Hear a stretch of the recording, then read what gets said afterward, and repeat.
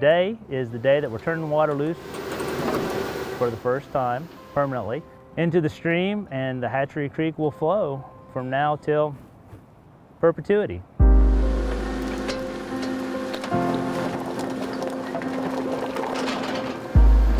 This project has been in the works for maybe as much as 20 years.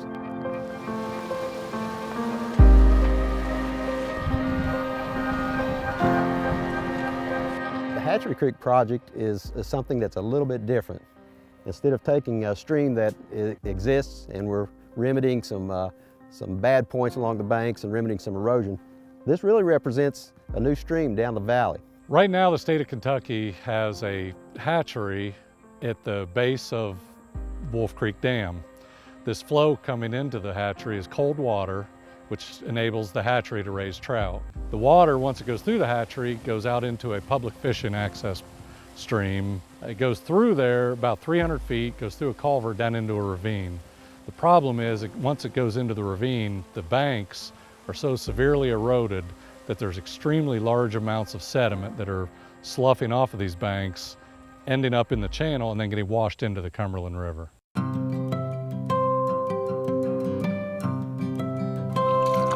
Of course, the Cumberland River is one of the premier trout streams in eastern U.S., and it's one of the best in Kentucky, one of our best waters.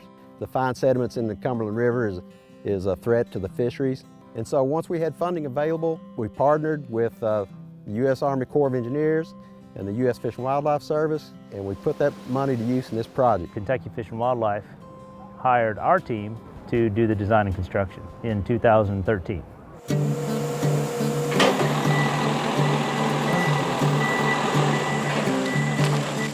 This is the first stream of its kind anywhere in the nation that we know of. This has never been done. To come in and put in a trout stream where there wasn't one and to build it from scratch is just a once-in-a-lifetime opportunity.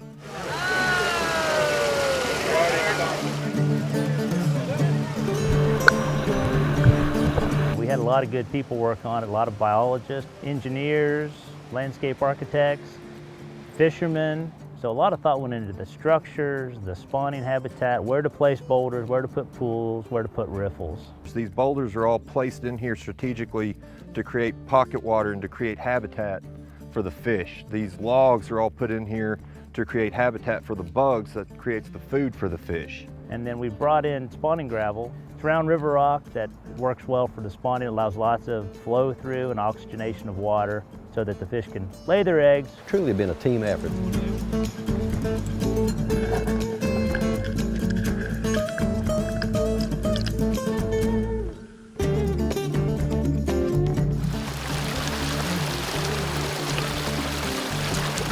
It's kind of exciting to be able to see this from the bottom up. We always see streams from the top down, but we really can't visualize what's going on down there. And with this, you really can, especially when you walk ahead of it. So people will get an opportunity to see something that, even though we made it, is about as close to a natural condition as you can make something. Well, right now I'm standing right into a riffle that's going into a pool that's got one of the lunker bunkers that we designed put up in there. And basically what that lunker bunker is an undercut bank that goes back in underneath. And once the water's flowing up, it's going to be underneath about a foot underneath the surface of the water.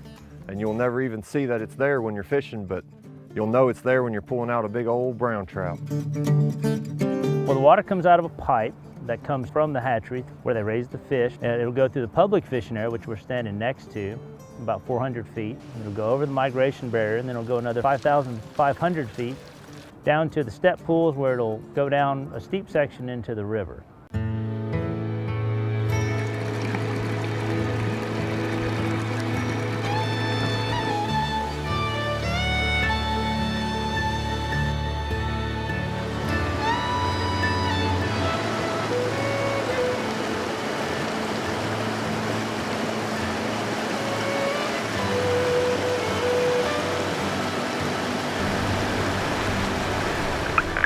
So what we're seeing here is a brand new confluence with the Cumberland River. It's brand new right now, so it's kind of flowing a little bit murky, but it'll clear up.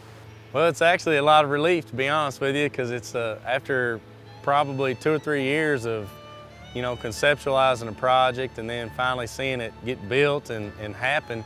There's a lot of stress involved with that, really, but seeing it get down to here and all that come to fruition and all the time that everybody spent with it, and it's both pleasing, a little bit bittersweet at times. They went the extra mile and also made it what's going to be an excellent trout stream as well.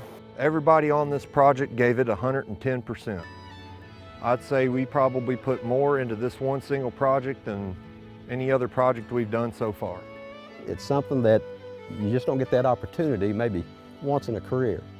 So to be here today and to see the water turn loose in the stream is very meaningful, and it's very exciting. I spent my life doing it growing up on a farm and playing in the creeks, damming them up and letting them go, and then draining the mud puddles around the farm. Now I get paid to play in creeks. It's a project of a lifetime. I'm sure we got a lot of eyes on us on this one, and it's really exciting. I mean, I can hardly wait to watch the trout start migrating up from the tailwater. It's going to be really neat. I hope generations to come out and enjoy it. I hope some father can bring his son and his daughter out here and teach them how to fly fish on a trout stream. Really, in the grand scheme of things, it's a natural stream.